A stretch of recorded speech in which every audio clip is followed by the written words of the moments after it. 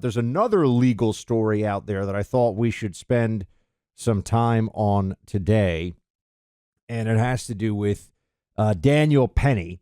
So we know that Daniel Penny, just by way of review, he is the Marine who stepped in when Jordan Neely was threatening to kill people on a subway train, and he put him in a chokehold. He was not the only person who tried to restrain Jordan Neely because of what he was threatening people on the subway with.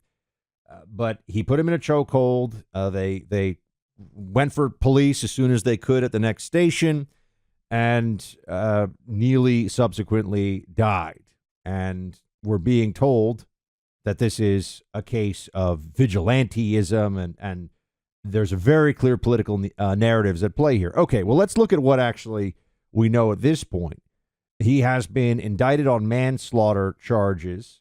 He faces a maximum of 15 years in prison for that manslaughter charge, and also another charge for criminally negligent homicide, which carries 4 years behind bars. Now, just so everyone is up with what the Democrats here are claiming, because this has become very partisan, because as you've said, he's a white guy, and the guy he killed is black. So this is why this becomes a big national news story, because it fits into a false narrative that there's a lot of white on black murder that occurs regularly in this country because of all the white supremacy and racism and all the rest. CNN, refers to and runs full big photos of Jordan Neely dressed as Michael Jackson and refers to him as a street artist who died from a chokehold on a subway, refers to the mourning at the funeral. They present the most sympathetic picture of this guy they possibly can.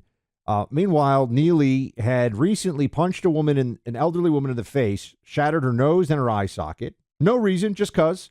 Also, it's believed that he threatened to push a woman in front of a train, which is every New York City subway rider's worst fear these days, because it does occasionally happen, and it's horrific. It happened recently. There's a woman on the Upper East Side of Manhattan thrown in front of a subway train. She's now paralyzed. No one talks about this, but they should, because of what's going on here. I mean, Clay, at a time when cities are so violent and there's so much of a rise in crime in the last few years that people are leaving those cities because Democrats make the case that you shouldn't really be too hard on criminals. For them to go after this guy and have him face almost 20 years in prison for this just seems to be the worst kind of ideological Soros-inspired rot when it comes to criminal justice. I think this also ties in really well, Buck, with what you talked about as a longtime resident of New York City. And I know we have a monster audience in New York City, but also people who live in all different sorts of cities all over America. And when you're seeing your cities descend into lawlessness, there's this question of what you should do, right? If you happen to be, like Neely is here, a relatively young and healthy former Marine, right? A guy who is able to take care of himself. Should you put yourself out there in any way and try to protect people who are not as able to take care of themselves as you are? I think this is something in the back of every guy who's out there listening to us right now. In the back of your mind, especially if you're a guy in your 20s, in your 30s, maybe in your 40s, you're still really in good physical condition. You're in better shape, better able to take care of yourself than most people are. And when you hear him talk, Buck, and explain, as we played on this program earlier this week, there were women, children, people of all different races that he felt like this guy was threatening. And he felt obligated to try to do something to protect people who were not able to protect themselves. And I wonder to what extent, when you see this story, to your point, Buck, they are right now reducing charges on virtually everyone out there who commits actual intentional acts of violence. How do you not think to yourself, I'm not going to do anything? Remember we played, Buck, the dad and the mom and the kid, and the guy on the subway is just threatening and screaming at that family as they sit on the subway. And you said to me, you're a dad, Clay. What would you want to do in that situation? Well, in that situation, I would want to protect my family. But I would also think to myself, I'm a white guy. This guy is black, screaming at the family. He may be armed, right? I might accelerate this situation by even trying to protect my family in any way. And do I feel comfortable that if a 30-second video was taken of our interaction, that it would in any way reflect positively on me because I'm a white guy, he's a black guy, even though he would have started this violence and be threatening wife and kid who are clearly unable to protect themselves? I think a lot of people just put their head down. I think there's people all over the country right now who, when they see people that they think are engaging in threats of violence or violent behavior in general, I think there's a lot of men out there who are afraid of putting themselves into the equation, and they just drop their eyes and hope they don't have eye contact made. When Alvin Bragg came into office in January of 2022, and look, it's a shame that New York State residents weren't able to get it together enough and put Lee Zeldin in the governor's mansion. Instead, they have Kathy Hochul, who is honestly a low IQ, unethical disaster. And no one ever would have dreamed that somebody so inept would become the governor of a major state, I think. Well, maybe not. There's a lot of stupid governors these days. But nonetheless, it's really, I think on one of the things we never talk about, I don't want to digress into this. I want to get back into Bragg, but I'm not sure that politicians are sending us their best, increasingly. There's just too many other jobs, too many other gigs out there that give you way more freedom, let you make way more money. So it's something to keep in mind. When you see some of the mayors in particular of a lot of these cities are people who would honestly have a hard time being, diligent toll collectors in an honest age. But nonetheless, here we are looking at Bragg, and I would remind everybody that with the Daniel Penny situation, he's basically going for the jugular. I mean, 15 years on one count, 4 on another. 20 years, your life is basically over. I mean, his most productive years are going to be spent in a prison cell if he gets convicted on this. Meanwhile, when Bragg came into office, Bragg, who, just so you know, he's a true social justice warrior in that he also went to a $65,000 a year private school in Manhattan. So, he knows the struggle. But he said that 4th-degree stalking, resisting arrest, obstructing government, prostitution, not paying for public transportation, you can have up to 3 ounces of marijuana. None of that will be prosecuted. So you can, trespassing. So there's stalking charges, trespassing charges, resisting arrest charges, obstructing government, which often is involved with police trying to do their jobs, prostitution, lots and lots of weed, which is still a federal crime, by the way. People forget that. Clay, all of that not going to be prosecuted under Bragg administration. Now, how are these things related? On the one hand, you have the Democrat mindset that going soft on crime is inherently just, which is completely insane because you just create a lot more victims. But also these more minor things lead to an environment where you have more Jordan Neelys. You have more people going around terrorizing their fellow New Yorkers, getting away with it. The cops are demoralized. The prosecutor's hands are tied, and everybody's sick of it. And, this is, if I could go and pick a place, I would love to go on the set of Morning Joe, where someone like Joe Scarborough, who lives in a mansion in Florida, with his second wife. If he were to do that, I would want to be able to sit down and say to them, you guys have private drivers. What do you think it's like for people who ride the subway normally all the time? And why do you think they should have to live in constant fear of maniacs who all vote for Joe Biden if they vote for anyone? I would really want to push them on this because there's no defense. There's no honest argument of how Democrats approach this stuff anymore.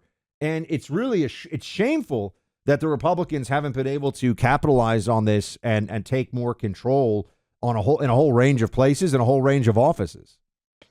You want to play, when we come back on this next break here in a sec, let's play the Daniel Penny. because we have him right now. I think we've got Daniel Penny right now, right? The 40-second clip of him explaining what he was doing. We do? On Okay, that, yeah. on Play Daniel subway. Let's play Penny it again explaining for people. himself. Yeah, go for it. You can see in the video there's a clear rise and fall of his chest, indicating that he's breathing. I'm trying to restrain him from him being able to carry out the threats. And then some people say that this is about race, which is absolutely ridiculous. I didn't see a black man threatening passengers. I saw a man threatening passengers, a lot of whom were people of color. The man who helped restrain Mr. Neely was a person of color. And then a few days after the incident, I read in the papers that a woman of color came out and called me a hero. I don't believe that I'm a hero, but she was one of those people that I was trying to protect. So this is something that people hear and they go, I want Daniel Penny on my subway. Like normal people of all races, religions, colors, you name it, normal people, everyday people, they all want Daniel Penny on their subway. All of them. They might not all feel comfortable saying that out loud because, they'll get made fun of on MSNBC for being racist. And they want someone like Daniel Penny. They don't care if it's a white guy, a black guy, a Hispanic guy, an Asian guy. They want some male to be there to step in. Or perhaps, for some people listening, they're like, well, I'd be that guy myself. But, when we talk to even our friends off air about this, Clay, and, producer Allie rides the subway a lot on the show. She's a woman. She's probably 5'6" or so, and has to think about, what do I do if a maniac comes up and threatens me on the subway? How do I handle that? Because I'm on my own now, right? I can't think that a Daniel Penny is going to step forward, because people aren't going to risk 15 or 20 years in prison because Alvin Bragg is a racial Marxist. Like, they're not going to do that. I'm going to have 2 kids in New York City with me next week, Buck. I'm going up to Cooperstown, New York. People know this Little League tournament. Then I'm driving over to New York City. You know what my wife said to me last night? She said, whatever you do, don't take the kids on the subway. We've been to New York City before. We've taken the kids on the subway. My wife said to me last night, do not take the boys on the subway with you. Don't take the kids on. Never said it before. I bet there are a ton of people in New York City taking their kids in. Maybe you're traveling up there during the summer, taking a family vacation, whatever. Legitimately said to me, promised to me that you will not take them on the subway. Take Ubers, walk wherever you want to go. Don't get on the subway with them. I mean, it's a very straightforward pathway to how we got here, and it's taken a long time, but we really reached this moment of, with BLM 2.0, it just got ratcheted up to a whole new level, and because of George Floyd, that whole situation.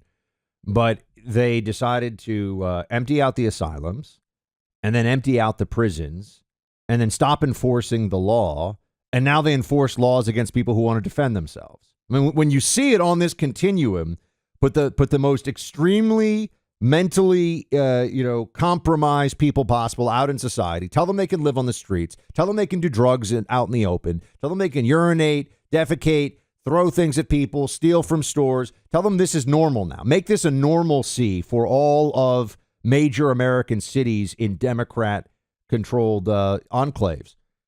And then wonder, why is it that all these stores are closing? Why is it that there are hundreds and hundreds of 911 calls to a single Whole Foods in San Francisco? And, part of the problem here is, I think, Clay, that the propaganda that Democrats are constantly subjected to around criminal justice is so powerful that they don't think they can embrace the reality of better policing, more serious criminal justice system, because they've been told that that's racist.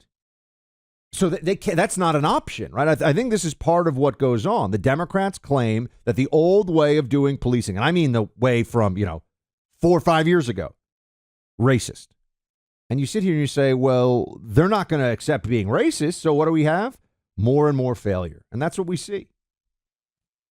I think that's 100% right. And I would like to be, we talked earlier about the idea of jury nullification if you're on that Trump jury down in South Florida. I hope that when this case involving Daniel Penny eventually goes in front of a New York City jury, I hope that there are some of our listeners that are in that mix that could find themselves there to be able to defend this guy who clearly is being wildly overcharged and should have never been charged at all, and keep him out of prison.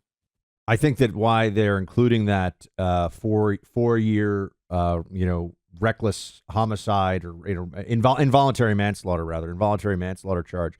They're gonna try to push on that. They include the big charge, which is outrageous, of murder. Basically, this guy went out and just murdered somebody. But they include the lesser charge, right, so that they can actually get. So second-degree manslaughter is the big one. Criminally negligent homicide is the 4-year charge. The idea here being, we went for the big charge. If we can't get that, we'll take the 4 years for negligent homicide. With the idea that the jury basically compromises, right? That's right. We're not going to hit him with the big one, but we'll hit him with this mid-tier one, and that way they'll still be able to trumpet this conviction. And I think that at a very basic level, we're talking about the broader political and criminal justice narratives. But, and this, I remember my last year in New York City a few different times, maniacs just yelling. No interaction with them, just came up to me yelling crazy stuff on the street. Stuff that you could never repeat on the radio, and it just happens. But if someone comes up to you and says and threatens to kill you, you are on the subway. Remember, you can't go anywhere. You can't escape. If someone comes up to you and they're menacing other people, and you can see what's going on with that, and then they say, I'm going to kill you, I'm willing to go to jail for it, you are obligated to sit there, do nothing, and hope they don't stab you with something.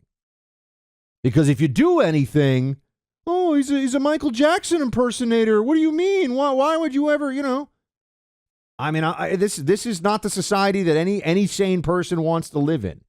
You're not allowed to threaten to kill people. You're not allowed to do that. So, all right. It's a crazy, crazy situation. We're going to continue to follow it closely.